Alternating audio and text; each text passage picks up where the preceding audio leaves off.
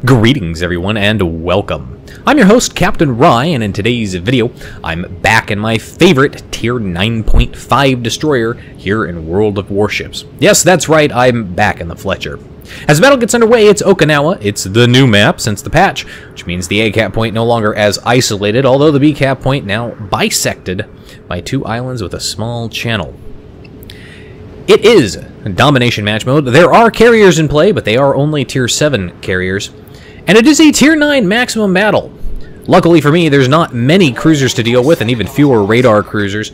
And there's only 2 destroyers per team, which of course, because I'm in my Fletcher, means my team has the destroyer advantage, because I'm equal to at least 2 destroyers on my own. Of course, the enemy top tier destroyer, the tier 9 on their team, is a Z46. And he's got hydroacoustic. Not as good as the Z52 or the Low Yang, but still could be a problem if he knows how to play aggressively. And there, unfortunately for me, is the Z46. So, here in the B cap point, 2 top tier destroyers enter. The question is, how many will leave? Unfortunately for me, I made a little bit of a mistake there. I left my anti-aircraft guns on from a previous battle, so I started firing at the fighters from that carrier, and that ended up detecting me a little bit earlier than I needed to. Also, basically forced me to pop a smoke screen here, which is going to prevent me from seeing that Z46 if he comes rushing forward. And remember, I said the Z46 has hydro, and if he played this really aggressively, given that nobody can see him right now, he could run up here and he could grab me. Not to mention that he is a destroyer. He's got quick reloading torpedoes, so I am angling my boat in a position. If he comes out and detects me with hydro, I'm going to bug out. More importantly, if the torpedoes come out, I'm going to be in a position, preferably, to avoid them. First set of torpedoes, all impact on the island, no hits on him. Second set, also no hits on him, so definitely has his hydroacoustic running. Otherwise, he probably wouldn't have seen those torpedoes and likely would have run into them.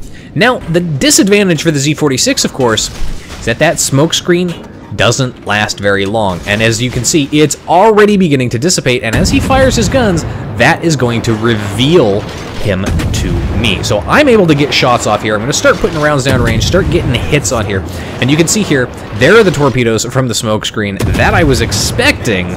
Torpedoes love smoke screens. It's almost like they're magnetized to it. But look at this Z46. He's backing up, but he's backing up into a cove, a shoal right here with some rocks. And as a result, he has nowhere to go, and I know exactly where he's at. So I'm able to get my guns out there and hit him. Of course, after a little bit, the guns aren't going to hit, but of course a torpedo does. Now remember earlier, I knocked out something on his ship, and he must have hit that repair key because he is flooding out. Now I'm firing in the same spot because I'm assuming he's going to continue to be there. Managed to connect a second torpedo on somebody, not even sure who. Secure a first blood through flooding on the Z46, who had tried to run forward. Oh, that poor soul. Top tier destroyer down. And I didn't take any damage as a result. Now I can go about pressing home the advantage here at B and taking it. The enemy team, however, has secured the A cap point, and it doesn't look like a team at A is particularly interested in aggressively pushing at A. There is a destroyer that was spotted up at A, and it's a Japanese destroyer, so I can understand the sentiment. Plus, enemy Neptune spotted. Don't necessarily want to deal with him either. The enemy team is capturing down at C as well, and unfortunately, my team loses our tier 8 Richelieu, who is pushing down there, so that's going to give the enemy team a points advantage. That's really disappointing. However, the fact that we lost a tier 8 battleship and they lost a tier 9 destroyer, even though it was a German destroyer, is going to play an important factor. The team that gains the destroyer advantage early on in games will almost always go on to secure victory. Now, the destroyer advantage, of course, is subjective in this case. I've had plenty of teams that I've been on where we lose a destroyer right off the bat, and we've gone on to win mostly because I'm in a destroyer, and of course, a destroyer advantage for my team as it is.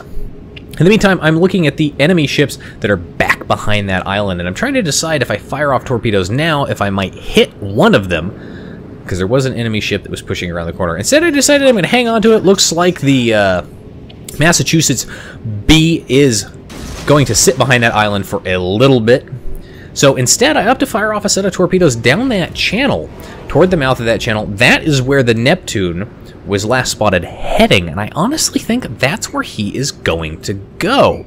So, just to make sure, I'm going to fire off some torpedoes. If I'm lucky, I'll get a hit. In the meantime, Massachusetts B, still sitting behind that island, back and forthing between forward and reverse. So I'm going to fire off past the headland of that island, and if he decides he's going to reverse and try to bow tank all of the ships down, headed towards the sea cap point, well, with any luck, he'll reverse right into my torpedoes, and I can claim a nice, big, fat, juicy hit on him.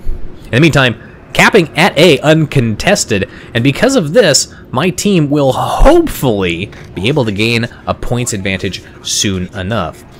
As we are, we're not very far behind, and that's when the enemy Akazuki pops up there. Holy cow, I almost managed to connect a torpedo on him. I'm just looking over here, and I'm waiting to see. Hopefully he doesn't step on the cap. He doesn't step on the cap, and as a result, allows me to cap it. But he's gotten too close. He clearly does not have Concealment Expert, or somebody is spotting him with radar or hydroacoustic. Although I'm not entirely sure who would be doing that would allow the smoke screen. So definitely no Concealment Expert there. That's going to allow me to get shots off on him. And I managed to connect on that destroyer a number of times. Now I know he's back there. He's launched torpedoes off. Torpedoes coming in there from the friendly cruiser are possibly going to impact. I'm going to fire off my own set here if he wasn't spotted. But he is spotted. He doesn't have a lot of health left. His engine has been knocked out, so I'm going to go ahead. I'm going to start. Because his engine's knocked out, he's now on fire. That definitely tells me he doesn't have his damage repair available yet. Managed to connect the final salvo on him and secure my second kill in the game, and that's both of the enemy destroyers. Not only that, my team still has both of our destroyers. So, because we have both of our destroyers, and now we have 2 of the 3 caps, we have the points advantage. We have the destroyer's advantage. We have concealment, we have stealth, and we have a lot of torpedoes, should the enemy team need to eat us. In the meantime, though, it looks like the enemy team is going to try to push the B cap point. Since they're mostly concentrated down at sea, with the exception of the aircraft carrier, who has not been spotted, and that Neptune, who's still hanging around somewhere by A, or at least the rest of the team thinks that way, they can only push to B as an option, and it is the closest option. So B is where I'm going to head. You can already see the enemy team has started capturing it, so I'm going to go and step on it. Luckily, I have 2 advantages working for me. Number 1, I'm in a destroyer, so I'm fast and I'm stealthy. Number 2, I have all my health, so if I come around this island too close to an enemy battleship, like, say, the Massachusetts, I can weather a full broadside some of his secondaries in a reasonable length of time to get my smoke screen off and hide. And I have islands in the way, so I can run my approach through this channel and not have to worry about being spotted until the last possible second. And finally, my last advantage is their radar cruiser, the Cleveland, has next to no health and is well over 10 kilometers away. Now, I'm looking at targets. It's a very target-rich environment. I'm looking at the targets back over here, but I'm not looking at the easy sitting duck targets in front of me until the last minute. And that's when I realized I could have been firing off my torpedoes at the Alsace and at the Bismarck. Now, what I'm going to do here, I'm going to pop my smoke screen, and I'm going to start shooting at this Cleveland. This Cleveland is very, very low health, and it wouldn't take many hits here. Maybe a fire set in order to get rid of him. Didn't manage to connect any hits on him. That's really disappointing. Shift my fire over to the Alsace in an effort to set him on fire and possibly see if that Cleveland's going to pop up. But he has popped up. He's turning in. He's getting closer here, so I don't necessarily want to stick around just in case he comes over here and pops his radar. Managed to connect a torpedo on one of the enemy battleships. That's going to be a little bit more damage, but I think it was on the Massachusetts.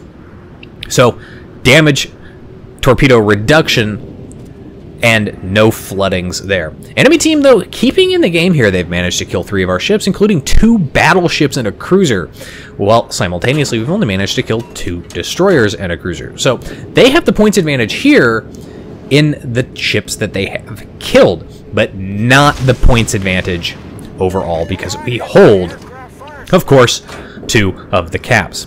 Now, Alsace is maneuvering heavily. I'm going to run away here, mostly just because I want to keep out of range of that Cleveland's radar, and that's when the Cleveland pops up again, and he's turning broadside. So I could have stayed in my smoke screen. Because he's so low health, I'm going to risk any secondary hits or main battery hits from the Bismarck or the Alsace and fire off the Cleveland in an effort to try and secure that kill. And I really, really would like to secure that kill, but it looks like I didn't manage to connect with him. Did connect a torpedo on the Alsace as I'm going to disappear, break line of sight with this island in the way, and stop firing, so I'm going to drop off detectability. No longer detected by aircraft, no longer detected straight up. Now, this Alsace, though, you'll notice that my damage counter continues to increase. He is flooding out, and he didn't have a lot of health left after I hit him. So, as he continues to flood out, and from the shots he takes, there's going to be my 3rd kill in the game. And with that Alsace dead, that's an enemy battleship that's dead as well. Plus, it's really important that we get those high-value ships killed this time, as the enemy team manages to kill yet another one of our ships. They now have a battleship's advantage. Honestly, if they were smart, they could push up and they could start threatening both our carrier and our cruisers. But our cruisers are being smart. At least one of them is. And is staying with the carrier, who is also smart. As I push around this island here, I have to pop my speed boost because I've got an enemy, Massachusetts B, that has been trying to push the B cap point for pretty much the entire match, and who I've been basically trying to torpedo the entire match. Luckily for me, he doesn't have radar. He doesn't have hydroacoustic. He did spot me, so he does know I'm there, and he does take evasive action. Look at this, a premium battleship player that knows what they're doing. And all of my torpedoes, with exception of one, hits, manages to miss. And because it's on a Massachusetts, well, he's got the torpedo protection to mitigate that damage. Just 9,000 damage out of a possible 19,000. Did cause a flooding, but he put that out immediately, and I'm not in a position to set him on fire. Although I would like to call attention to my total damage score at this point at 84,000 damage exactly. I love it when RNGesus lines numbers up. Oh, it's just so sweet. Thank you. Thank you so much. But I'm going to increase that now. Pop my smoke screen as this Massachusetts B creeps around the corner of this island. He is inside of my detection range anyway, so the smoke screen was going to be necessary whether or not I was going to fire. Managed to get some torpedoes down the range there. Fire off a set of torpedoes actually past that channel, past the headland of that island, hoping I'm going to hit the Bismarck who's pushing up there. He's just managed to take out our New Orleans. That's really disappointing there. The enemy team now currently in the points lead, but I'm managing to reset their cap here as they try to take B by repeatedly hammering this Massachusetts. And that's when the second destroyer on my team gets in on the action. He's going to start firing as well. Hopefully between the two of us we can set a fire. There's the fire.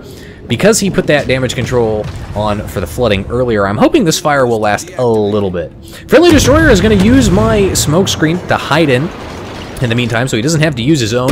Very, very useful if you are divisioned up with other destroyers or otherwise just in a random game. Yeah, feel free to use other destroyer smoke screens, especially if there's low or no risk of torpedoes from enemy destroyers. You can just sit in here and fire away. Now, speaking of sitting in here and firing away, this Bismarck knows full well that there's at least one destroyer in this smoke screen because he's dodged the torpedoes from it already, plus the shots coming out. Now, if he's smart, he'll notice that there's at least 2 different sets of shots coming out at different rates, and will realize that there is a possibility of both of the destroyers here. Fire off my set of torpedoes, have a second set available. That's when I'm detected. That's the hydroacoustic from the Bismarck. But luckily for me, this guy's hydroacoustic has been up for a while, and it stops. Oh, that's going to be hard for him. He spotted at least 2 sets of torpedoes, mine and the first set from the friendly destroyer here, but that first set still hits him while he's trying to dodge mine, and this second set is what's gonna kill him. Disappointed I didn't get the kill on that Bismarck, but very, very pleased that he's dead. And now, my team is in the lead, but the enemy team managed to secure the B cap point. So they have double points coming in, but not for long. There's 2 destroyers here. Come on, we're not gonna let the enemy team maintain this cap. But notice as I push into it, the cap is stopped. It's not, there's no progress going. That tells me enemy ship there, and that's the Massachusetts B. Point blank range basically as I come around from this headland of the island. Again, advantages for me, still full strength. Second advantage, I had the island helping block. Disadvantage, he knows I'm here. His guns are pointed at me. Managed to get shots off. Here come the first shots. That's going to be a big hit, but fortunately for me, the maneuverability, a little bit of drift, dodge his second salvo, but it is a Massachusetts, so he's got secondaries galore. Luckily, I have a smokescreen. That's when I get massively hit from not 1, but 2 sets of dive bombers and eat a lot of damage. The only saving grace I have here is that 1, RNGesus was kind, and that shot only hit 1, and 2, the carrier is only tier 7. Now, what I'm really hoping for is that this Massachusetts B will overcorrect and sail right into one of my torpedoes. But look at this. He's keeping himself. He's got the channel so close. That's some serious torpedo beats action. That's some butt clinching right there for him. Did manage to set 2 fires on him. Those burned him down quite nicely. But of course, now that he's dodged the torpedoes and he knows the first set's gone by and that was the second set, he's put that fire out. Luckily, he's outside of the cap, so I'm able to sit here and capture.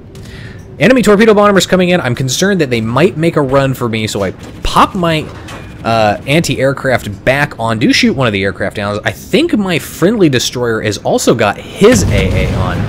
There is, again, the enemy Massachusetts, and look at this. He's managed to use his heel. He's popped that. There's a fire, though, so that fire is going to burn for a little bit. I have torpedoes available. It looks like he's turning in, so I'm going to fire off a little bit short of the first set and then really short of the second set if he continues turning in. And I'm hoping I'm able to kill him. Now, I'm going to keep firing. I'm not going to just trust my torpedoes here. Friendly destroyer is also going to fire off torpedoes. You can see there the Massachusetts has spotted him. The secondaries are flying out there. This Massachusetts, though, he's getting it from all angles. Who's going to get the kill here? He's taking it from all angles. Can it be me? Yes, it is. There's kill number 4. Now you understand why I'm disappointed that I didn't kill either the Cleveland, secure that, or kill the Bismarck, because if I had, I'd be on 5 kills and a Kraken unleashed. And there's only 2 enemy ships left. One which is well out of range and low health, and the other is the aircraft carrier right there that is in range, and something that both myself and the other destroyer are going to go at. And since this guy is closer, carriers decided to drop on him, and he's clearly a competent carrier player as he's managed to hit dive bomber hits on both myself and this destroyer. That's not an easy task to do. Ask carrier players. They'll try it. It is difficult. Unfortunately for me, I'm not close enough to torpedo this guy. Also, unfortunately for me, my team is at the 900 points range, so unless one person on my team manages to die, this game is pretty much over before my torpedoes are even going to be able to reach this guy. I'm going to fire off my torpedoes anyway, even though my friendly destroyer has just started turning, partly because I expect the battle to be over before my torpedoes reach this location, and because I expect him to torpedo this enemy carrier at point blank range, which is exactly what he's going to do. Carrier puts the fire out that I set. That's going to be unfortunate for him if he got hit, but nope, we hit 1,000 points and the carrier lives another day. Overall, 169,892 damage in that game. Devastating strike, Confederate, and a first blood because torpedo flooding kill on an enemy destroyer. Pretty happy with that result, and with that result, 2 solo caps, 1 cap assist. Top of the team for XP earned at 2,800 base XP. Surprisingly enough, though, the Neptune, who was kind of hanging around back protecting the carrier, he came in second on the team at 1,900 base XP. Anyway, that's it for today's video, folks. If you like the video, hit that like button, hit the subscribe button, and leave a comment down below. If you'd like to get some irregular channel news and updates, you can do so by liking and following me on Facebook. If you'd like to send me a replay to have me take a look at or see featured on my channel with my wonderful voice, you can do so by sending it to my email. And if you'd like to watch me play various games live, albeit intermittently, you can do so by following me on Twitch. You can find the links for all of those in the video description down below. And as always, I'll see you next time.